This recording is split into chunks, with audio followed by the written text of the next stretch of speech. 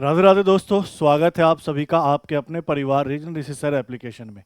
आज की क्लास में हम पटवार 2025 का जो मॉक टेस्ट चल रहा था उसके मॉक नंबर टेस्ट के मैथ के क्वेश्चन के सॉल्यूशन को देखेंगे। हमारा मॉक टेस्ट चल रहा था जिसमें हमने लगभग टोटल हमने 9 मॉक टेस्ट करवा लिए। आज हम 10वां मॉक टेस्ट है और 10वें मॉक टेस्ट में मैथ के जो क्वेश्चन आए थे उनके सॉल्यूशन को क्या करेंगे आज हम देखेंगे। चलिए बढ़ते आज के सेशन की तरफ। और आज के सेशन का जो पहला क्वेश्चन था मॉक नंबर 10 का जो पहला क्वेश्चन था वो किससे रिलेटेड था, तो आप देख रहे हैं कहीं ना कहीं प्रॉफिट और लॉस से रिलेटेड था। क्वेश्चन क्या कह रहा है, पढ़ते हैं और सॉल्यूशन को समझते हैं। क्वेश्चन कह रहा है एक वस्तु का अंकित मूल्य कितना है सर, 400 रुपया है, मार्क प्राइस 400 है और इसकी बिक्री पर 10% और 12% की क्या दी गई, क्रमिक छूट दी गई। तो हमें बताना है कि वस्तु का विक्रय मूल्य क्या होगा। ये तो बहुत ही आसान क्वेश्चन है। विक्रय मूल्य निकालना है तो हमने कहा कि सर लिखा कितना था सर 400 और 400 पे पहले हमने कितना छूट दिया 10% का। तो 100 में से 10 कम करोगे तो कितना लिखोगे 90/100 गुना फिर हमने कितने परसेंट का छूट दिया तो सर 12% का और 100 में से 12 कम करोगे तो आप क्या लिखोगे 88 बटा कितना 100। अब बस इसको कैलकुलेट कर लेना है। ये 2 0 कैंसिल, ये 1 0 और ये 1 0 कैंसिल। अब गुना कर लीजिए फटाफट। तो मुझे बताइए 88 का अगर मैं 4 गुना करूं, मैं यहां कर रहा हूं 8 चौका 32 और 8 चौका 1 मिनट 48 का मैं अगर 4 गुना करूं तो आपने कहा 8 चौका 32 और 8 चौका 32 और 3 कितना 35। पहले इसका और इसका गुना कर लिया। अब इसका क्या करना है 9 गुना करना है। चलिए कर लेते हैं। तो आपने कहा सर 9 दूनी कितना होगा तो 18 होगा, 9 पंचे 45 और 1 कितना होगा सर 46 होगा और 9 3 27, 9 3 27 और 4 कितना होगा 31 होगा और नीचे कितना था 10, तो एक अंक बाद दशमलव लगा दोगे। तो आपने कहा कि विक्रय मूल्य कितना है 316 रुपये और 80 पैसा, जो कि अपना ऑप्शन नंबर कहां दिख रहा है डी में। ऑप्शन नंबर डी क्या है इस क्वेश्चन का बिल्कुल ही करेक्ट उत्तर।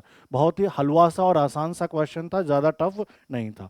आगे बढ़ते हैं, अगले क्वेश्चन को देखते हैं। क्वेश्चन नंबर सेकंड क्या कह रहा है, जेम्स एक वस्तु को 1920 में बेचने पर अर्जित प्रतिशत लाभ उसी वस्तु को 1500 में बेचने पर हुई प्रतिशत हानि के क्या है बराबर है। यदि वह 10% का लाभ कमाना चाहता है तो उस वस्तु को कितने के विक्रय मूल्य पर बेचना पड़ेगा। कहने का मतलब उस वस्तु को कितने में बेचे। सबसे पहले देखो क्या कहना चाह रहा है कि अगर इतने रुपए में बेचा तो उसको क्या हुआ सर, प्रॉफिट हुआ, और इतने रुपए में बेचा तो उसको क्या हुआ सर, तो लॉस हुआ। देखो हाँ या ना। तो कह रहा है जितने का लॉस है उतने का ही क्या है, हानि है। तो ऐसे केस में सीपी निकालने का डायरेक्ट तरीका आपको क्लास में भी पढ़ाया था। क्या होता है, तो आप कहोगे कि सर जितने का लॉस है उतने का ही हानि है, तो दोनों ही को क्या करे, जोड़ दे, दोनों ही वैल्यू को क्या करे, जोड़ दे और इसमें भाग किसका लगा दे, 2 का। ये डायरेक्ट सीपी निकालने का तरीका होता है इतने से क्वेश्चन का, यहां से यहां तक के क्वेश्चन का पढ़ाया ऐसा टाइप भी क्लास में। और इसमें यह भी पढ़ाया था कि अगर लाभ का बोल दे कि लाभ हानि के 2 गुने के बराबर है, तब भी पढ़ाया था। इस तरह का केस भी आपको पढ़ा रखा है। यहां कह रहा है इतने में बेचने पर जितने का लाभ, इतने में बेचने पर उतने का हानि। तो आपको सीपी निकालने के लिए दोनों वैल्यू को जोड़ना है और 2 का भाग लगाना है। अच्छा, अगर मैं इनको जोड़ लूं तो आपने कहा 0 2 और ये कितना सर 4 और 1 1 2 और 1 कितना 3 और भाग किसका लगाओगे, 2 का। 2 से अगर मैंने काटा तो आपने कहा सर ये वैल्यू कितना आएगा, मैं यहां लिख रहा हूं 1 7 1 और 0। आपने कहा 1710 रुपया, तो इसका क्या हो गया सर सीपी। अब क्वेश्चन में कह रहा है कि उसको प्रॉफिट कितने का चाहिए, 10% का। इसका मतलब क्या है कि जो 1710 है उसमें 10% बढ़ा देना है। तो क्या लिखोगे 1710 का 110%, सर 0 0 0 0 कैंसिल। अब 11 गुना 171 कर लो तो बताओ 1, 7 और 1 कितना लिखोगे 8, 7 और 1 कितना लिखोगे 8 और वैल्यू 1। तो आपने कहा 1881 रुपया क्या होगा इस वस्तु का क्रय मूल्य, सॉरी विक्रय मूल्य। तो ऑप्शन नंबर सी क्या है क्वेश्चन का बिल्कुल ही सही उत्तर। 1881 रुपया क्या होगा इस वस्तु का विक्रय मूल्य जब 10% के प्रॉफिट पर बेचेगा तब। क्लियर है, आसान था। चलिए आगे बढ़ते हैं अगले क्वेश्चन में। आगे बढ़ने से पहले कुछ बेसिक इंफॉर्मेशन इसको देख लीजिए, जरूरी है आपके लिए कि अगर आपको पटवार के लिए कंप्लीट कोर्स चाहिए रीजनिंग का, जितने भी टॉपिक आते हैं पैसेज वाले हो, इनपुट आउटपुट हो, और इसके अलावा भी जो भी आपके रीजनिंग के टॉपिक है वो सारे टॉपिक इस पटवार के कोर्स में डिजाइन किए गए हैं। आप जब ये पटवार का कोर्स लोगे रीजनिंग का, तो हर एक टॉपिक का आपका कॉन्सेप्ट क्लियर होगा और बहुत सारे क्वेश्चंस का क्या होगा, प्रैक्टिस होगा। इस कोर्स को अगर आपको परचेज करना है तो इसका प्राइस ओनली कितना है, 1100। आपको 1100 में कंप्लीट रीजनिंग पटवार का सिलेबस मिल जाएगा, ये सारा आपको कोर्स मिल जाएगा। वैसे ही अगर आप पटवार 2025 मैथ का स्पेशल कोर्स लेना चाहते हैं तो ये आपको अवेलेबल हो जाएगा कितने में, 900 रुपए में। लेकिन अगर आप चाहते हैं कि नहीं सर हमें मैथ और रीजनिंग दोनों ही बढ़िया करना है, क्योंकि आपको पता है कितने क्वेश्चन आएंगे सर, 45 क्वेश्चन आएंगे, कितने नंबर की बात है सर, 90 नंबर की बात है, और आप चाहते हैं कि 90 में 90 लाए या एटलीस्ट 45 में से 42 क्वेश्चन आप पेपर में सॉल्व करके आए, तो आप कॉम्बो बैच ले सकते हैं। और कॉम्बो बैच आपको सस्ता भी पड़ेगा, मात्र 1600 रुपए में। 1600 रुपये में मैथ और रीजनिंग, 1600 रुपये में, कलर में चेंज कर देता हूं, 1600 रुपये में मैथ और रीजनिंग का कंप्लीट कोर्स पटवार से रिलेटेड आपको अवेलेबल हो जाएगा। कहां पे अवेलेबल हो जाएगा, तो अपना एक ही ऐप है जो कि क्या है, रीजनिंग रिसीसर। रीजनिंग रिसीसर एप्लीकेशन को आप डाउनलोड कर लीजिए और वहां से इस कोर्स को क्या कर लीजिए, परचेज। कहां से डाउनलोड करेंगे, लिंक डिस्क्रिप्शन में भी है, या गूगल प्ले स्टोर पे भी रीजनिंग रिसीसर एप्लीकेशन को आप क्या करेंगे, इस नाम को सर्च करेंगे, आ जाएगा इस नाम से एप्लीकेशन, उसको आप डाउनलोड कर लेंगे। वहां पे आपको फ्री में मॉक भी अवेलेबल है, ये जो मॉक हो रहा है वो वहां पे अवेलेबल है आपको, और फ्री में अवेलेबल है ये सारा मॉक। ठीक है, चलिए आगे बढ़ते हैं।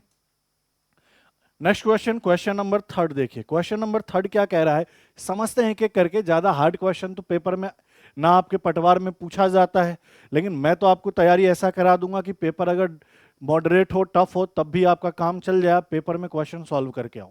क्या कह रहा है क्वेश्चन नंबर 3, कि यदि वस्तु का विक्रय मूल्य कितना है, 1680, 1680 एसपी है, 16% की क्या होती है, हानि। ठीक है, समझिएगा।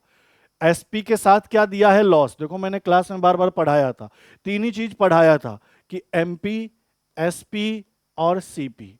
क्या कहा था, एमपी से एसपी जाना हो या एसपी से एमपी जाना हो तो डिस्काउंट की बात होनी चाहिए, और अगर एसपी से सीपी जाना हो और सीपी से एसपी जाना हो तो प्रॉफिट परसेंट या लॉस परसेंट की बात होनी चाहिए, यही तो कहा था। अब कह रहा है कि इतने रुपए का विक्रय मूल्य, इतने का लॉस है, दिमाग में सीधा ही आया कि क्वेश्चन को देखते ही एसपी के साथ लॉस है तो सीपी निकल जाएगा। ठीक है, आगे कह रहा है कि 8% का छूट देने के बाद भी अगर एसपी के साथ मुझे डिस्काउंट मिल जाए या एसपी एमपी मिल जाए तब यहां से यहां कन्वर्जन होगा, अन्यथा नहीं हो पाएगा। आगे कह रहा है कि उसके बाद उसको कितने परसेंट का लाभ होता है, 15% का लाभ। तो उत्पाद का अंकित मूल्य बताए, अंकित मूल्य क्या है ये बताए। अब देखो क्वेश्चन को सॉल्व कैसे करेंगे, आपने बेसिक पढ़ा है मेरे से, तो देखो कितने आसान तरीके से।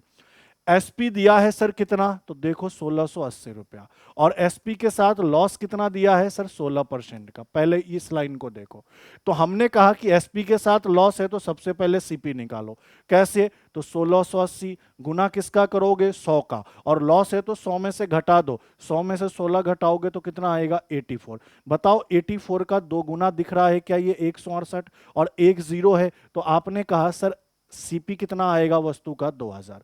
एसपी इतना था, सीपी इतना था। अब कह रहा है आगे देखो, अब मेरे पास एक तो डिस्काउंट परसेंट है जो कि कितने का है, 8 का, और एक मेरे साथ प्रॉफिट परसेंट है जो कि कितने का है, 15 का। इसके बाद वाले लाइन में 8% का छूट है और 15% का क्या है, लाभ है। अब देखो ईमानदारी से बताना, अगर सीपी के साथ प्रॉफिट पता है, अगर सीपी के साथ प्रॉफिट पता है तो एसपी निकल जाएगा, बोलोगे हाँ। तो आपने कहा कि अगर मैं एसपी निकालूं तो आप क्या कहोगे, सर 2000 रुपए का क्रय मूल्य था, उस पे 15% का प्रॉफिट हो रहा है, तो 115 और बटा कितना, 100।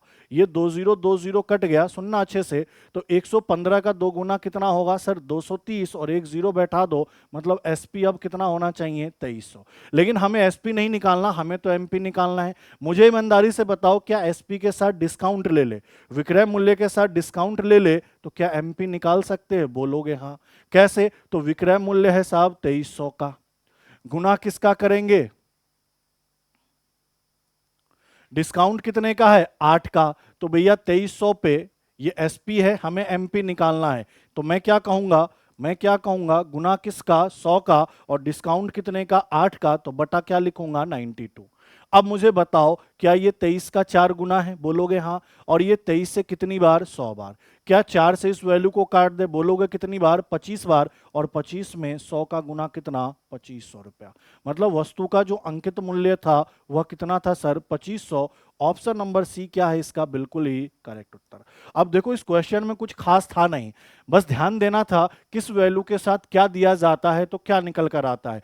एसपी के साथ प्रॉफिट लॉस है तो सीपी, और एसपी के साथ डिस्काउंट है तो एमपी। ये ध्यान देना था। पहले एसपी था, लॉस था, हमने सीपी निकाला। सीपी के साथ प्रॉफिट है तो हमने एसपी निकाल दिया, और एसपी के साथ डिस्काउंट है तो हमने एमपी निकाल दिया। 2500 रुपए का क्या होगा? अंकित मूल्य होगा। हमसे यही पूछा कि अंकित मूल्य क्या होगा, तो 2500। चलिए आगे बढ़ते हैं अगले क्वेश्चन में। क्वेश्चन नंबर 4 क्या कह रहा है? एक धनराशि को 4 वर्ष की अवधि के लिए प्रतिवर्ष साधारण ब्याज की एक निश्चित दर पर निवेश किया गया था। यदि प्रतिवर्ष साधारण ब्याज की दर, देखो यहां दर 2% क्या है? अधिक है, मतलब 2% हर ईयर बढ़ रहा है, तो निवेश की गई धनराशि पर 4 वर्षों में इतने रुपए का ब्याज क्या मिलेगा? अधिक मिलेगा। देखो सीधी सी बात है, बाकी सारा वैल्यू कांस्टेंट है। क्या क्या होता है ब्याज के अंदर? मूलधन होता है, समय होता है, दर होता है।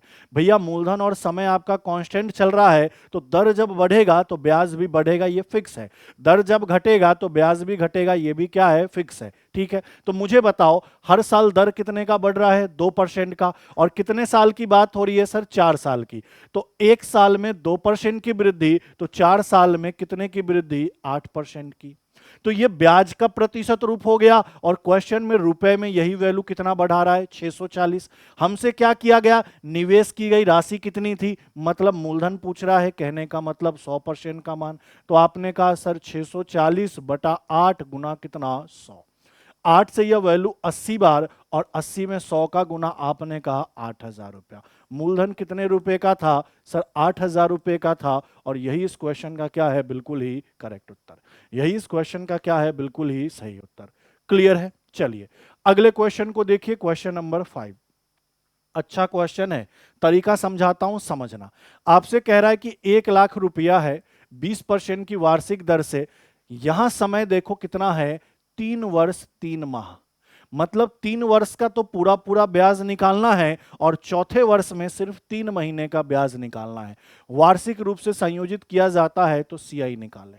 अब निकालने के बहुत तरीके, आप ट्री मेथड लगा लो, आप डायरेक्ट फॉर्मूला से लगा लो, लेकिन मैं आपको रेशियो से बता रहा हूं। सुनना मेरी बात को। मैंने क्लास में आपको पढ़ाया है कि सर 4 साल का अगर सीआई हो तो उसका रेशियो क्या पढ़ाया था? 4:6:4:1। यही तो पढ़ाया था कि 4 साल के सीआई का रेशियो क्या होता है? 4:6:4:1। फिर मैंने कहा था कि सर अगर 3 साल का सीआई निकालना हो तो इनका रेशियो क्या याद कराया था?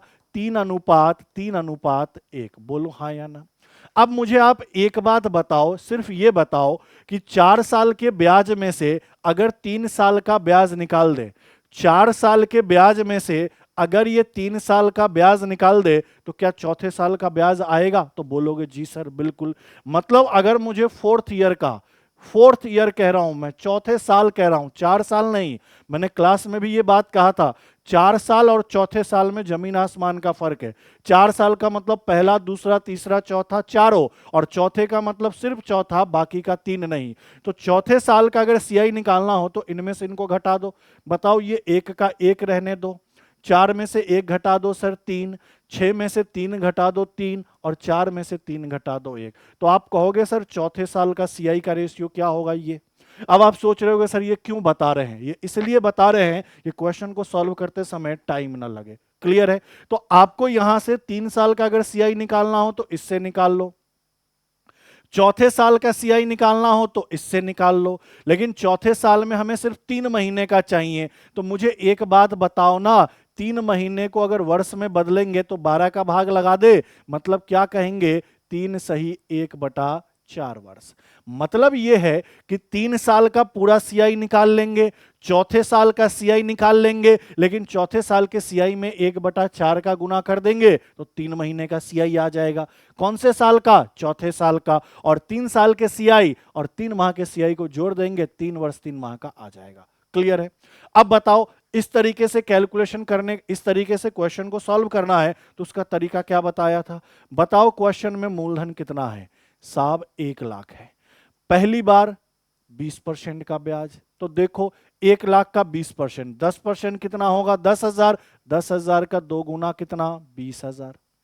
फिर इसका 20% इधर निकालते हैं, फिर इसका 20%, तो आपने कहा 10% 2,000 और 2,000 का 2 गुना कितना? 4,000। फिर इसका 20%, तो आप मुझे बताओ 10% 400 और 400 का 2 गुना 800। फिर इसका 20%, तो मुझे बताओ 10% 80 और 80 का 2 गुना 160। भैया देखो कलर कर रहा हूं चेंज, ध्यान देना। ये मुझे पहली बार 20% का वैल्यू मिला, ये मुझे दूसरी बार 20% का वैल्यू मिला, या मुझे तीसरी बार 20% का वैल्यू मिला, और या मुझे चौथी बार 20% का वैल्यू मिला। 4 बार मैंने 20% क्यों निकाला? क्योंकि यहां टोटल कितने वर्ष का ब्याज पे काम करना है? 4 वर्ष। 3 वर्ष ये और चौथे वर्ष में 3 महीने का। अब एक एक करके काम करो। मुझे अगर 3 साल का ब्याज निकालना हो तो मैंने कहा पहला वैल्यू कितना है? 20,000, और यहां पहला वैल्यू कितना है? 3, तो 20,000 का 3 गुना, तो आपने कहा सर 60,000। बताओ, प्लस दूसरा वैल्यू यहां 3 है और यहां कितना है सर? 4,000, तो 4 दूनी कितना, सॉरी 4 तिया कितना? 12,000। नहीं, 4 तिया कितना सर? 12,000। नहीं, 4,000 में 3 का गुना 12,000। तीसरा वैल्यू कितना है सर? 800, और 800 में 1 का गुना कितना? 800। इन सबको जोड़ देंगे, मैं वापस इन सबको जोड़ रहा हूं, 60,000 और 12,000, 72,000 और 800, तो 72,800, तो मैं इनको लिख रहा हूं टोटल 72,800। ये 72,800 क्या है? तो सर ये क्या है? ये 3 साल का ब्याज है। कौन सा ब्याज है? सीआई है। अब चौथे साल का ब्याज निकालो। साहब चौथे साल के ब्याज के लिए क्या करेंगे?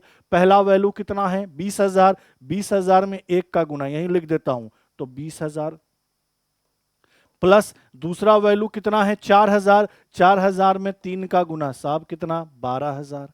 तीसरा वैल्यू क्या है? 800। 800 का 3 गुना कितना? 2,400। और चौथा वैल्यू कितना है? 160। 160 का 1 गुना 160। मैं इनको अगर जोड़ूं तो 20,000 और 12,000 32,000 हो गया। 32,000 में 24,000 जोड़ोगे 34,400, और 160 जोड़ दोगे तो आपने क्या कहा? 34,560। बोलो हाँ या ना। ये कौन से ईयर का सीआई है? ये 4th ईयर का है। जबकि मुझे 4th ईयर में सिर्फ कितना चाहिए? 1/4 वर्ष का। मतलब यहां गुना कर दे 1/4 वर्ष का, तो भैया 4 से काट दो इसको। बताओ, मैं काट के लिख रहा हूं, 4 अठे 32, हाँ या ना? 2 और 5, 4 छक कितना? 24, 1 और 6, 4 चौका 16 और 0। मतलब चौथे वर्ष में 3 महीने का ब्याज ये। अब सुनना अच्छे से, चौथे वर्ष में 3 महीने का ब्याज ये और 3 साल का ब्याज ये, दोनों को जोड़ दो 8640। ठीक है, ये कितने साल का सीआई है? 3 साल का। और ये कितने माह का है? 3 माह का। जोड़े 0, 4, 14, 1 और 8, 8, 1, 4, 4, 0। ऑप्शन नंबर ए क्या है इस क्वेश्चन का बिल्कुल ही करेक्ट उत्तर। ये इतना टाइम बस आपको समझाने के लिए लिया है, नहीं तो मुझे करना होता तो मुझे तो डायरेक्ट रेशियो ही याद है। और आपको भी याद होना चाहिए कि 4 साल का अगर चौथे साल में कोई ब्याज निकालना है तो 3 साल के रेशियो में और चौथे साल का जो रेशियो हो उन दोनों का वैल्यू निकाल लो, और चौथे साल में जितने महीने का निकालना हो उससे गुना कर दो, उसको वर्ष में बदल के उससे गुना कर दो। काटा पीटी करके चौथे साल में 3 महीने का आ गया, 3 साल का ये ब्याज था, जोड़ दिया, आंसर आ गया। बहुत आसान तरीके से काम हमने कर लिया। चलिए आगे बढ़ते हैं अगले क्वेश्चन को। यह आपको सिखाया एक तरीके से, आप चाहते तो डायरेक्ट फॉर्मूला भी लगा सकते थे सीआई का, मूलधन गुना 1 प्लस दर बटा 100 पावर समय। लेकिन यहां पावर किस में लेना है? अरे भैया किस में लेना है? तो आपने कहा फ्रैक्शन में लेना, 3 सही 1/4, तो इसका कैलकुलेशन पता नहीं। आप चाहते तो ट्री मेथड भी लगा सकते थे, ट्री मेथड से भी इतना ही काम होता। पहले साल का निकालते, दूसरे साल का निकालते, तीसरे साल का निकालते, चौथे का निकालते, और चौथे वाले को जोड़ते तो इतना ही आता, और चौथे वाले में 1/4 का गुना करते इतना, और इसमें जोड़ते, तब भी बात वही था। आप जैसे चाहो कर लो। चलिए आगे बढ़ते हैं अगले क्वेश्चन में, क्वेश्चन नंबर 6। क्या कह रहा है भैया? देखो क्या कह रहा है। कह ये रहा है कि 5 परीक्षण है ऑब्जर्वेशन है x, x-1, x-2, x-3 और x-4 का माध्य 20 है, मतलब एवरेज 20 है। तो मुझे एक चीज बताओ ना, क्या मैंने पढ़ाया नहीं है, एवरेज बराबर टोटल बटा n? बोलोगे हाँ। तो मुझे एक बात बताओ, टोटल इनका कर ले तो करो, x plus x plus x plus x plus x, तो 5 बार x है तो 5x, माइनस का 1 माइनस का 2 माइनस का 3, तो माइनस का 6 और माइनस का 4 माइनस का 10। इन चार पांचों को जोड़ लिया तो 5x बटा कितना आया 10। कितनी वैल्यू है टोटल बटा 5, और इनका एवरेज कितना दिया है सर 20 दिया है, बोलो हाँ या ना। तो आपने कहा सर 5x माइनस 10 बराबर कितना होगा भैया, 100 होगा, 5 गुना 20 100। तो 5x बराबर कितना होगा सर 110 होगा, माइनस का 10 प्लस का 10, तो x बराबर कितना होगा सर 22 होगा। यहां तक कहानी क्लियर है, x बराबर 22। तो मुझे बताओ पहला संख्या कितना हुआ, हमसे क्या पूछ रहा है, पहले दो प्रश्नों का माध्य, स्टार्टिंग के दो का माध्य पूछ रहा है। तो पहला क्या है x, तो x तो 22 हो गया, और दूसरा क्या है x-1, तो 22 में से एक घटाओगे 21, इनका एवरेज पूछ रहा है।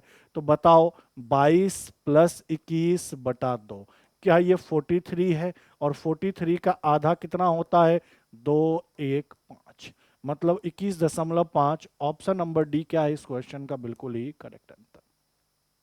पहले आपसे x का वैल्यू निकलवा लिया, फिर बोला पहला और दूसरे का आपको क्या बताना है, एवरेज बताना है, आपने बता दिया कितना आया 21.5। अगले क्वेश्चन को देखो, क्वेश्चन नंबर 7 क्या कह रहा है, पांच क्रमागत संख्याओं का औसत कितना है 50 है। अगर पांच क्रमागत संख्याओं का एवरेज 50 है, ठीक है, सम विषम नहीं कह रहा तो नेचुरल नंबर है। अगर पांच है तो बीच वाला ही एवरेज होता है, मतलब इधर का दो और इधर का दो ले ले तो पांचों संख्या हमें पता चल जाए। तो इससे जस्ट पहले क्या होगा 49, इससे जस्ट पहले कितना होगा 48, 50 के बाद क्या 51, और 51 के बाद क्या 52। यही ये पांच संख्या है जिसका एवरेज कितना है 50 है। पढ़ाया था ये भी क्लास में कि लगातार संख्याओं का एवरेज निकालना हो तो जो बीच वाला वैल्यू होता है वही एवरेज होता है। उसमें भी दो केस, अगर पदों की संख्या विषम है तो बीच वाला, पदों की संख्या सम है तो बीच वाले दोनों को जोड़कर दो का भाग। तो यहाँ पद 5 है तो विषम है, तो बीच वाला ही क्या होता है एवरेज। तो ये पांचों संख्या हमने निकाल लिया। अब क्या कह रहा है, सबसे बड़ी और सबसे छोटी, पहले तो मुझे बताओ, कलर में चेंज करता हूं, सबसे बड़ी कौन है सर 52 है, सबसे छोटी कौन है 58 है, मतलब 52 गुना 58। देखो यही कह रहा है कि सबसे बड़ी और सबसे छोटी संख्या का गुणनफल तथा चौथी और दूसरी संख्या के गुणनफल। तो चौथी संख्या कौन है ये, और दूसरी संख्या कौन है ये, मतलब 51 इंटू 49 का क्या बताएं अंतर, इनका डिफरेंस बताना है। तो 52 गुना 48 कर लो, मैं इधर कर देता हूं 52 गुना 48, आपके तरीके से ही 8 दूनी 16 और 40 और 1 41, ये 4 दूनी 8 और ये 20। तो आपने कहा सर इसका गुना होगा 2496, माइनस अगर मैं 51 गुना 49 करूं, सर ये 9 ये 45 ये 4 ये 20, तो आपने कहा 2400 कितना होगा 99, इनका गुना 2499। अब बताओ इसमें से इसको घटाओगे तो 3 आएगा, वो भी किस में माइनस में। तो ऑप्शन कौन सा सही होगा, ऑप्शन नंबर बी माइनस का 3 इस क्वेश्चन का बिल्कुल क्या है करेक्ट उत्तर है। इस क्वेश्चन का बिल्कुल क्या है करेक्ट उत्तर है। क्लियर है, देख लो, पानी पी लेता हूं 1 मिनट, फटाफट इसको देखिए, फटाफट देख लीजिए। क्लियर है, चलिए बढ़े आगे, अगले क्वेश्चन को देखिए। क्वेश्चन नंबर 8 देखिए क्या कह रहा है, किसी संख्या का 48% और 38% का बीच का अंतर ये है। तो मुझे एक बात बताओ ना, 48 और 38 इनके बीच डिफरेंस कितने का चल रहा है 10 का, मतलब 10% का वैल्यू 354 है, और मुझसे पूछ क्या रहा है 58% का वैल्यू। सर 58% का वैल्यू निकाल दो, हाँ या ना, उस संख्या का 58% निकालना है। तो 354 बटा 10 गुना कितना 58। अब गुना तो करना पड़ेगा, मैं भी करूंगा आप भी करो। 354 गुना 58, बताओ 8 चौका 32, 3 40 और 3 43, 4 8 3 24 और 4 कितना 28, 5 चौका 20, 25 और 2 27 और 15 और 17। तो देखो ये 2 है, ये 3 है, ये 5 है, ये 10 है और 0 है। तो आपने कहा सर इनका गुना आया 20 5 3 2, लेकिन नीचे 10 है तो एक अंक बाद दशमलव, मतलब 2053.2। ऑप्शन नंबर डी क्या है इस क्वेश्चन का बिल्कुल ही करेक्ट उत्तर। 2053 क्या 2। इस क्वेश्चन का बिल्कुल क्या है करेक्ट उत्तर। ठीक है भैया, चलिए अगले क्वेश्चन को देखिए क्या कह रहा है। दो संख्याएं ए और बी तीसरी संख्या से क्रमशः 15 और 32% क्या है कम है। अरे भैया एक ए है, एक बी है, एक सी है। तीसरी संख्या अगर मैं 100 मान लूं, क्रमशः का मतलब देखो समझना, पहले यहां ए है तो ए में का वैल्यू 15% कम होगा, तो 100 से 15 कम करोगे कितना 85। फिर बी है तो बी का वैल्यू 32% कम करेंगे, तो 100 में से 32 कम किया कितना 68। तो ये ए का मान, ये बी का मान, ये सी का मान। अब आगे क्या कह रहा है, संख्या ए से कितना परसेंट कम है। बी ए से कितना कम है, तो सर इसको देखो, ये 17 दिख रहा है क्या, 17 कम है। ठीक है, तो हमसे परसेंट में पूछा तो बोला 17 कम है कितने में, 85 में, और गुना कितना 100। बताओ 17 पंचे 85 और 5 से ये 20, मतलब 20% क्या है सर कम है। नीचे एरो मतलब 20% की कमी, 20% क्या है सर कम है। ठीक है, क्लियर है, आसान था। अगले क्वेश्चन को देखिए, क्वेश्चन नंबर 10 क्या कह रहा है, संख्या के 7 का 2/5 3/5। भैया ये थोड़ा सा हिंदी में गलत है, हिंदी में ये चीजें क्या है गलत है। इंग्लिश में देख लो, चलो इंग्लिश में देखिए, कोई दिक्कत नहीं है। कह रहा है 2/5 of 7/17 of 3/5 of A number. कह रहा है कोई संख्या है, उसका 2/5 मतलब 2/5, फिर ऑफ लगा मतलब का, 7/17 मतलब 7/17 का 3/5 कितना है सर 84 है। ये कहना चाह रहा है। हिंदी में क्या होता, किसी संख्या का 2/5 का 7/17वां भाग का 3/5वां भाग कितना है 84 है। ठीक है, तो पहले यहां से संख्या निकालने की कोशिश करते हैं। तो मुझे एक चीज बताओ ना, क्या बताओगे, तो ये 7 दूनी 14 और 14 छक 84, और 3 से यह वैल्यू कितनी बार 2 बार। बोलो यहां तक कोई दिक्कत। तो ऊपर तो x और इधर क्या बचेगा 2, ये 5 गुना 5 कितना 25 और गुना कितना 17। क्या यहां तक क्लियर है कहानी, क्लियर है कि पहले ऊपर वाले से काट दिया, ये 2 बार में कटा, तो यहां 2 गुना 5 गुना 17 गुना 5। अब x का मान कितना हुआ, तो ये तो 50 होगा, और 50 गुना 17 कितना होगा सर 850 होगा। बोलो हाँ या ना। लेकिन हमसे वह संख्या नहीं पूछा है, हमसे क्या पूछ रहा है, संख्या का 40%। तो 850 का कितना परसेंट 40%। बताओ 0 0 0, 8 चौका 32 और 5 चौका 20, 340 सही है। 340 क्या होगा इस क्वेश्चन का बिल्कुल ही करेक्ट आंसर। 340 इस क्वेश्चन का क्या है बिल्कुल ही करेक्ट आंसर। ठीक है, आगे बढ़ते हैं अगले क्वेश्चन में, क्वेश्चन नंबर 11 सरलीकरण का है। देखो सरलीकरण का क्या क्वेश्चन है कि 529 में 23 का भाग 2 गुना 61 माइनस, बहुत आसान है, डायरेक्ट ही कर दूं क्या, बताओ पहले भाग का काम होगा। तो 23 से ये 23 बार में कटेगा, तो 23 गुना कितना 61 माइनस 1403। अब 23 गुना 61 तो करना पड़ेगा, 61 गुना 23 करना पड़ेगा। बताओ 3 है, 18 है, 2 है और 12 है। आई थिंक ये भी 1403 ही हो गया भैया। इसका गुणनफल भी क्या होगा 1403, माइनस कितना तो 1403। तो इनका आंसर क्या होगा सर 0 होगा। ऑप्शन में है क्या, हाँ है। ऑप्शन नंबर ए क्या है इसका बिल्कुल ही करेक्ट उत्तर। आंसर क्या होगा 0। ठीक है, ठीक है। वैसे एक चीज और भी था, देखो 3 एकम 3, 3 एकम 3, तो इकाई कितना था 3 था, और यहां भी 3 था, 3 माइनस 3 0 ही आता। ऐसे भी कर सकते थे। चलिए आगे बढ़ते हैं, क्वेश्चन नंबर 12 कलर करते हैं चेंज, पीले कलर को लेते हैं। अब ये भी क्या है बोर्ड मास का है, बोर्ड मास का प्रयोग करके निम्नलिखित को क्या करें सरल करें। बताओ बोर्ड मास को कैसे करोगे, तो आपने कहा सर ये 7/9 है, गुना भाई 21/5 है, और गुना कितना है 25 है। सबसे पहले ब्रैकेट के अंदर का काम करेंगे। अब 65 का स्क्वायर माइनस 55 का स्क्वायर नहीं करेंगे। आपको पढ़ाया है ना सर a माइनस बी का होल स्क्वायर क्या होता है, a प्लस बी और गुना क्या a माइनस बी। बोलो हाँ या ना। तो एक बार इनको जोड़ लो, किसको 65 और 55 को, बताओ कितना लिख दें 120 लिख दें। और एक बार इनको घटा लो, क्या 10 लिख दें, मतलब इनका स्क्वायर करके घटाओगे ना तो 1200 आएगा, 120 गुना 10 1200। अब बताओ काम करते हैं कैसे कैसे करा जाए। देखो ये 5 से 5 बार, 3 से 3 बार, और 3 से ये 7 बार, और 3 से ये 40 बार।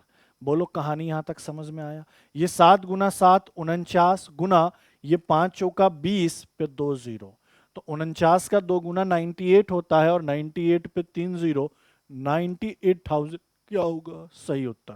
ऑप्शन नंबर सी क्या है इसका बिल्कुल ही करेक्ट उत्तर। 98,000 क्या है इसका बिल्कुल ही करेक्ट उत्तर। क्लियर है? आसान था। इससे भी आसान आसान पिछली बार पटवारी में आपसे पेपर में क्वेश्चन आया, पूछा गया था सरलीकरण का। बढ़ते अगले क्वेश्चन में। अगले क्वेश्चन को देखो, क्वेश्चन नंबर 13। क्वेश्चन नंबर 13 क्या कह रहा है कि एक कमरे की लंबाई चौड़ाई ऊंचाई क्रमशः 10, 8 और 6 मीटर है। जैसे ही लंबाई चौड़ाई ऊंचाई की बात हुई मतलब घनाभ की बात हो रहा है। फिर क्या कह रहा है, कमरे के दीवारों और छत पर 7.5 रुपए प्रति वर्ग मीटर की दर से सफेदी कराने का लागत बताना है, मतलब खर्च बताना है। मुझे एक बात बताओ, जब मैंने 3D पढ़ाया तो मैंने कहा घनाभ के कितने सतह होंगे सर? 6 सतह होंगे, जिसमें क्या होगा, 4 तो दीवार होगा, एक छत होगा और एक क्या होगा, फर्श होगा। अब हमसे क्या कह रहा है, तो सबसे पहली बात कि जब मैंने आपको वक्रपृष्ठ क्षेत्रफल निकालना समझाया था, कर्व्ड सरफेस एरिया निकालना समझाया था, तो क्या समझाया था कि कर्व्ड सरफेस एरिया में सिर्फ 4 दीवार लेते हैं, हाँ या ना? और संपूर्ण पृष्ठ क्षेत्रफल में टोटल सरफेस एरिया में इस 4 दीवार के साथ साथ छत भी लेते हैं और फर्श भी लेते हैं। तो हमसे यहां पे किस किस की बात कर रहा है सर? कमरे की 4 दीवार और छत की बात कर रहा है। ठीक है, तो सबसे पहले करना क्या होगा सर? एरिया निकालना होगा। सब किसका एरिया निकालना होगा? तो आप कहोगे सर सबसे पहले कमरे के 4 दीवार, और कमरे का 4 दीवार का एरिया क्या होता है? 2 गुना ऊंचाई गुना लंबाई प्लस चौड़ाई। बेसिकली अगर 4 दीवार का एरिया पूछ रहा है इसका मतलब वक्रपृष्ठ क्षेत्रफल है।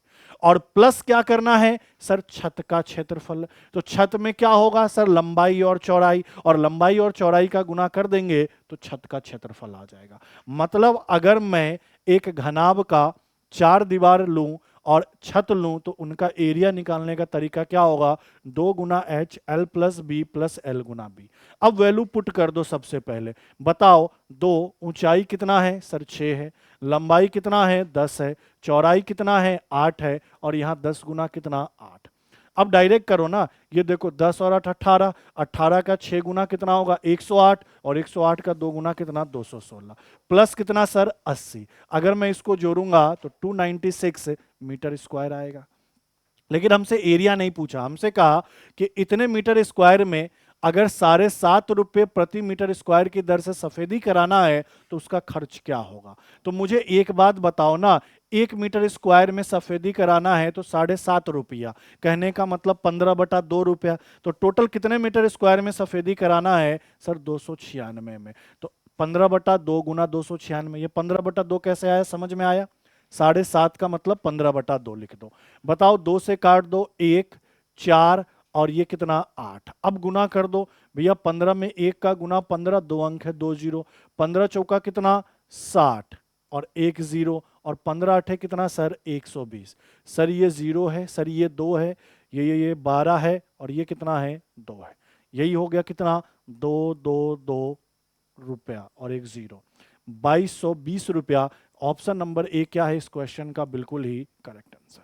बहुत आसान था, बस ध्यान देना था कि 4 दीवार और छत का हमें पुताई करना था, तो उसका एरिया सबसे पहले निकाल लेते हैं।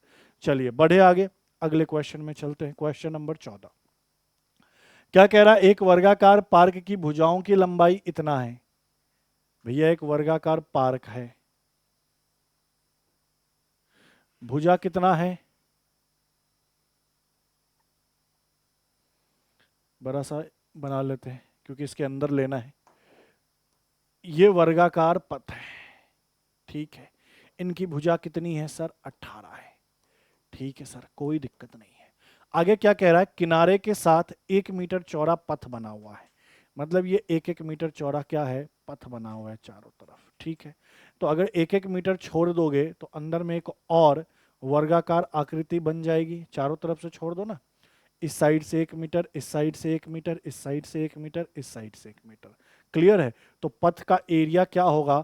मतलब मैं जो कलर कर रहा हूं ना उस वाले का एरिया पूछ रहा है, इसका। बेसिकली इसका एरिया आपसे पूछ रहा है। अब डायग्राम देख के समझ में आ गया कि सर अगर इसका एरिया निकालना है, इसका क्या करना है? एरिया निकालना है। तो करना क्या होगा? तो करना बेसिकली ये होगा कि इस बड़े वाले का एरिया नहीं पता चल जाए, और इस छोटे वाले का एरिया पता चल जाए। बड़े वाले के एरिया में से छोटे वाले का एरिया अगर घटा देंगे तो ये वाला एरिया आ जाएगा, बोलोगे हाँ। तो बड़ा वाला तो वर्ग है, तो वर्ग का एरिया क्या होता है, भुजा स्क्वायर। छोटे वाला भी वर्ग है और इसका भी आपको पहले भुजा पता करना होगा। तो बताओ कैसे पता करोगे, मुझे एक चीज बताओ। ये टोटल 18 है, 1 मीटर इधर से छोड़ा, 1 मीटर इधर से छोड़ा, तो टोटल कितना कम कर दिया, 2। तो 18 में से 2 कम हो गया तो यह कितना, 16। सेम ये भी कितना, 16। सेम ये भी कितना, 16। सेम ये भी कितना, 16। तो बताओ बड़े वाले का एरिया क्या होगा, भुजा स्क्वायर 18 के स्क्वायर, और छोटे वाले का एरिया क्या होगा, भुजा स्क्वायर 16 का स्क्वायर। सॉल्व कर दो। कैसे, तो एक बार इनको जोड़ो सर 34, और एक बार इनको घटाओ 2। 34 का 2 गुना कितना, 68 मीटर। मीटर नहीं है, सेंटीमीटर है। देखो सब सेंटीमीटर में है क्या, हाँ सब सेंटीमीटर में, कोई दिक्कत नहीं। तो 68 सेंटीमीटर स्क्वायर क्या होगा इस क्वेश्चन का बिल्कुल ही करेक्ट उत्तर।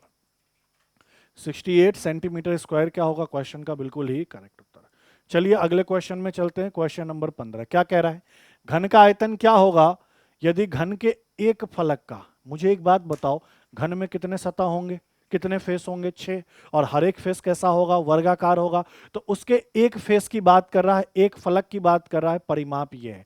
मतलब बेसिकली एक फलक कैसा है, वर्गाकार है। और वर्ग की बात करें तो वर्ग का परिमाप क्या होता है, 4 गुना भुजा। इसी का वैल्यू तो 40 दिया है। तो अगर यहां से मैं भुजा का मान निकालूं तो आपने कहा 10, और जैसे ही भुजा पता चल गया तो घन का आयतन निकालना आसान है, भुजा का क्यूब। तो 10 का करोगे क्यूब, 10 का क्यूब कितना होता है सब, 1000 होता है। सेंटीमीटर है तो सेंटीमीटर क्यूब। तो आंसर क्या होगा, option number A, 1000 centimetre cube. ठीक है, अगले क्वेश्चन को देखो, क्वेश्चन नंबर 16 क्या कह रहा है, एक शंक्वाकार तंबू की त्रिज्या इतनी है, फिर कह रहा ऊंचाई कितनी है, 24 है। इसमें चावल से भरी कितनी बोरियां खाली की जा सकती है यदि प्रत्येक बोरी में चावल द्वारा घेरा गया स्थान कितना है, 2 मीटर क्यूब है। एक शंक्वाकार टेंट टाइप का होगा, ठीक है। इसमें चावल की बोरी भरनी है और हर एक चावल की बोरी का आयतन कितना है, 2 मीटर क्यूब है। कैसे पता चला आयतन है, ये मीटर क्यूब है। तो संख्या ही तो निकालनी है साहब, यही तो कह रहा है, बोरी की संख्या निकालनी है। तो ऊपर में तो भैया बड़े वाले का आयतन है, तो बड़ा वाला कैसा है, शंक्वाकार है, मतलब शंकु का आयतन क्या होता है, 1/3। साथ में क्या होता है, पाई, पाई का मान 22/7, और आर स्क्वायर होता है, आर कितना है सर, 7 है, तो 7 गुना 7, और इंटू हाइट होता है जो कि कितना है, 24 है। सब सीधा सीधा दिया हुआ है। और बोरी का आयतन कितना है सर, 2 है। बस काट पीट कर लो, आंसर ले आओ। चलो काटा पीटी करते हैं। मुझे बताओ क्या बताओगे, पहले तो ये 7 और 7 कट जाएगा, फिर 3 से ये 8 बार में कट जाएगा। मुझे बताओ ये 2 से कितनी बार में कट जाएगा, 11 बार में। तो ऊपर तो आया 11 गुना कितना, 8 सते 56, और 56 गुना 11 कितना हो गया सर, 616। तो टोटल कितनी बोरियां खाली करी जाएगी, 616। ऑप्शन नंबर बी क्या है इस क्वेश्चन का बिल्कुल ही करेक्ट उत्तर। ठीक है, कि ऐसे क्वेश्चन में हमेशा कहा ऊपर बड़े वाले का आयतन, नीचे छोटे वाले का आयतन, लेना आयतन ही होता है, ये चीज दिमाग में बैठा लेना। और अगर यही क्वेश्चन किसका होता, 2D का होता, तो लेना हमेशा क्या होता है, एरिया ही होता है। तो यहां क्या लेंगे, आयतन। ठीक है, शंकु के आयतन में बोरी के आयतन का भाग लगाया। आगे बढ़ते हैं, क्वेश्चन नंबर 17, किसी व्यक्ति के व्यय और बचत का रेशियो कितना है, एक्सपेंडिचर और सेविंग का रेशियो कितना है, 4 और 3 है। तो 400 300 ले लेते हैं, थोड़ा कैलकुलेशन के हिसाब से लेते हैं। तो मुझे बताओ ना, व्यक्ति का इनकम कितना होगा, आप कहोगे सर 700 होगा, बोलो हाँ या ना, बोलोगे जी सर, क्योंकि खर्च और बचत को जोड़ते हैं तभी इनकम आता है 700। आगे क्या कह रहा है, यदि उसके बचत में उसकी आय का 1/5 भाग बढ़ जाता है, और आय, यहां पे थोड़ा सा मिस्टेक है, सही करना।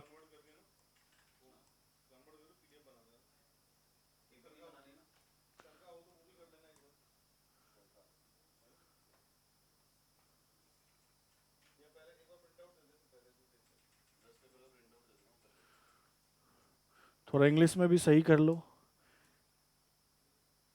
कह रहा है हिज सेविंग इंक्रीज 1/5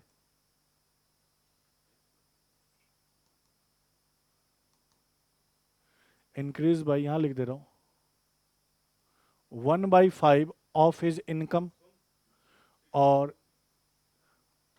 उसका इनकम अभी भी क्या रहता है सर, सेम रहता है। ठीक है, अब क्वेश्चन थोड़ा सा सही हो गया। देखो क्वेश्चन क्या कह रहा है कि एक व्यक्ति के आय, अरे यार ये कैसे हो गया,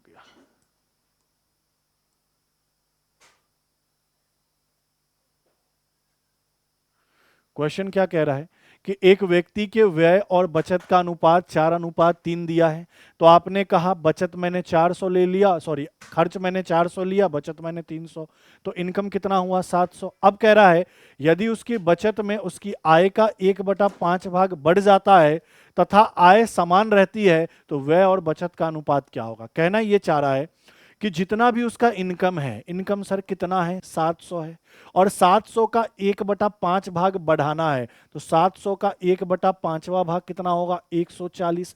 मतलब ये कह रहा है कि उसकी सेविंग जितनी भी थी ना, कितनी थी सर 300 थी, उसमें अगर 140 बढ़ा दो तो सर नया सेविंग क्या होगा 440। लेकिन इनकम में कोई चेंज नहीं आएगा, इनकम अभी भी 700 है। वही कह रहा था आय समान रहती है, आय अभी भी समान रहती है। तो मुझे बताओ ना खर्च कितना होगा, 700 में से 440 घटा दो तो बताओ कितना लिखोगे 260, हाँ या ना। मतलब आपने कहा इनकम 700 है, बचत 440 है, तो खर्च कितना हो गया 260। ठीक है, अब बताओ, अब मुझे कहा कि अब खर्च और बचत का रेशियो क्या है, यही तो बोला व्यय और बचत का रेशियो, तो काट लो इसको। मुझे बताओ 0 से 0, 2 से यह 13 बार और 2 से यह 22 बार। मतलब अब बचत का रेशियो क्या होगा 13 और 22। सही उत्तर क्या होगा ऑप्शन नंबर सी। सही उत्तर क्या होगा ऑप्शन नंबर सी। क्लियर है ये बातें। थोड़ा सा क्वेश्चन में यह मिस्टेक था, मैंने सही कर दिया कि बचत में उसकी आय का 1/5 बढ़ जाता है। 700 आय था, 700 का 1/5 140, तो जो भी बचत था उसमें मैंने 140 बढ़ा दिया, नया बचत 440। कहा उसकी आय अभी भी सेम है, तो पहले 700 तो अब भी 700, तो 700 कमाता है 440 बताएगा, तो खर्चा कितना करेगा 260, तो 260 और 440 का रेशियो पूछा था, वही हमने कर दिया। चलिए अगले क्वेश्चन को देखते हैं, क्वेश्चन नंबर 18। क्या कह रहा है 6,000 रुपए को PQR के बीच इस रेशियो के अनुपात में बांटा जाना था। गलती से उसने किस में बांट दिया, इसमें बांट दिया, तो बताए आर में विभाजन को कितना का नुकसान हुआ। अब सुनना मेरी बात को, गलती जब होती है तो ऐसा ही होता है। कभी हमारे सर से गलती होती है, जो क्वेश्चन को टाइप करने में गलती करते हैं, तो कभी आपसे होगी। देखो क्या कह रहा है कि पहले जो PQR का रेशियो था वह कितना था 5:7:8, और अब गलती से किस अनुपात में बांट दिया, तो आपसे कह रहा है 9:7:4। बांटना तो 6,000 को ही था, तो मुझे बताओ टोटल यहां कितना हुआ, तो 15 और 5 20 हुआ, और यहां टोटल कितना हुआ, तो 11 और 9 20 हुआ। इस 20 का वैल्यू पहले भी 6,000 लेना था, इस 20 का वैल्यू अभी भी 6,000 लेना है, तो 20 का कितना गुना, तो आपने कहा सर 0 0 कटेगा 300 गुना, हाँ या ना। यहां भी 20 का कितना गुना 300 गुना। अब जो चेंज था किसके बारे में पूछा है, विभाजन में किसकी गलती पूछा है आर का। आर को कितने का नुकसान हुआ ये बताना है। तो मुझे बताओ पहले आर का वैल्यू कितना था 8, अब आर का वैल्यू कितना है 4। पहले आर का वैल्यू कितना था 8, अब आर का वैल्यू कितना है 4। मतलब अगर पहले आर के इनकम की बात करें तो 8 गुना 300 2400, और अब प्रेजेंट में आर की इनकम की बात करें तो 300 गुना 4 1200। तो आर को इस विभाजन के चक्कर में कितने सौ का नुकसान हो गया सर 1200 का लॉस हो गया। तो यही पूछा था कितने सौ का लॉस, तो आपने कहा ऑप्शन नंबर डी, आर को 1200 का लॉस हो गया। किस चक्कर में, विभाजन में गलती कर दिया, रेशियो गलत ले लिया तब। ठीक है, चलिए आगे बढ़ते हैं, अगले क्वेश्चन को देखिए 19 को। ये यूनिटरी मेथड का क्वेश्चन है। क्वेश्चन क्या है, 18 मैकेनिक है 10 दिन में 90 कार ठीक करते हैं। भैया मैकेनिक 18 है, दिन 10 लिए और 90 कार ठीक करना, मतलब काम नीचे 90। अब कह रहा है 12 दिन है, कार कितना है 150 जिसको ठीक करना है, उसके लिए कितने मैकेनिक चाहिए, मतलब व्यक्तियों की संख्या पूछ रहा है। अब थोड़ा काटा पीटी का काम तो करना पड़ेगा। सर ये 0 0 कट जाएगा, ठीक है थोड़ा और आसान से काट लेते हैं। देखो M2 निकालना है। मुझे एक चीज बताओ, कलर किया पहले चेंज, 30 से काट दे 3 बार, 30 से काट दे 5 बार, कोई दिक्कत। 3 से काट दे इसको कितनी बार, 6 बार। ठीक है, अब मुझे बताओ 6 से यह वैल्यू कितनी बार कटेगा, 2 बार, और 2 से यह वैल्यू कितनी बार कटेगा, 5 बार। तो इधर तो m2 और इधर कितना, 5 गुना 5, तो m2 बराबर कितना आ गया, 25। 5 गुना 5 25। तो कितने मैकेनिक अब लगेंगे 150 कार ठीक करने में, तो 25 लगेंगे। आंसर कितना होगा, ऑप्शन नंबर ए। ठीक है, चलो अगले क्वेश्चन को देखो, क्वेश्चन नंबर 20 कह रहा है 3 पुरुष या 5 महिला कितने दिन में, ये भी 57 डे में और ये भी 57 डे में। ऐसा क्वेश्चन तो खूब कर चुके हैं। तो हमसे बोल रहा है कि 9 पुरुष और 4 महिला उस काम को कितने दिन में करेगी। तो सबसे पहले जो काम का सबसे पहले क्षमता का रेशियो निकालते हैं, फिर टोटल काम निकाल लेंगे, आंसर आ जाएगा। मुझे बताओ 3 आदमी का 57 डे का काम, 5 औरत का 57 डे का काम बराबर है 57 57 कटा, तो आदमी और औरत की क्षमता का रेशियो 5/3 आया। अब इसका मतलब क्या है, एक आदमी एक दिन में 5, एक औरत एक दिन में 3 काम, तो टोटल वर्क कितना होगा।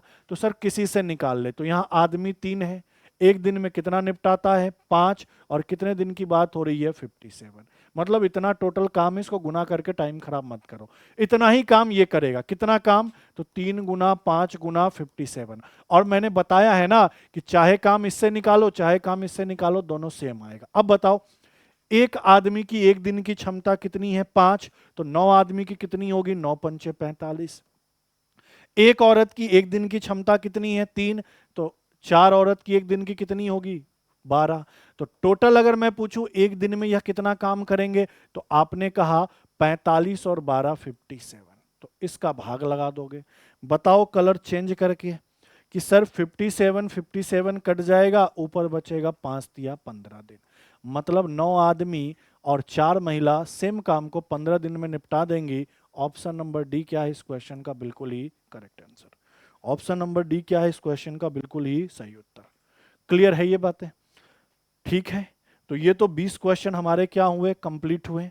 अब इसके बाद ये हमारे सोशल मीडिया के प्लेटफॉर्म है, इसको भी ज्वाइन करना है। क्या क्या है, तो सर टेलीग्राम है, कलर करता हूं पहले चेंज, क्या है सर, टेलीग्राम है, इंस्टाग्राम है, यूट्यूब है और फेसबुक है। जिसमें आपको टेलीग्राम को क्या करना है, ज्वाइन करना है, और ज्वाइन करने के लिए क्या करना है, सिंपल रीजनिंग ऋषि सर लिखना है सर्च में, और वहां पे जैसे ही आप सर्च में रीजनिंग ऋषि सर लिखोगे हमारा चैनल आ जाएगा, उसको ज्वाइन कर लेना। ठीक है, यूट्यूब की बात करें तो आप तो सब्सक्राइब कर ही चुके हो तभी देख रहे हो, लेकिन आपको क्या करना है, आपको इस चैनल को अपने दोस्तों में शेयर कर देना है। क्यों शेयर करना है, फायदा आपका होगा और उनका भी होगा। कैसे, तो जो भी आपको कंटेंट चाहिए मैथ और रीजनिंग से रिलेटेड, किसी भी एग्जाम से रिलेटेड, यहाँ पे आपको अच्छे से इसकी तैयारी करा दी जाएगी। जिस भी एग्जाम में मैथ और रीजनिंग आता है, हर एक एग्जाम पे हम लोग काम कर रहे हैं, धीरे धीरे हर एक एग्जाम की तरफ हम लोग बढ़ रहे हैं, सिर्फ और सिर्फ किसके लिए, फिलहाल मैथ और रीजनिंग के लिए। तो अगर इस चैनल को आप सब्सक्राइब कर लोगे और अपने दोस्तों से करवाओगे तो मैथ रीजनिंग का टेंशन आपके लाइफ से बिल्कुल खत्म होने वाला है। ठीक है, उसके बाद रीजनिंग ऋषि सर इंस्टाग्राम और रीजनिंग ऋषि सर फेसबुक, यहां जाकर सर को क्या करना है, फॉलो करना है।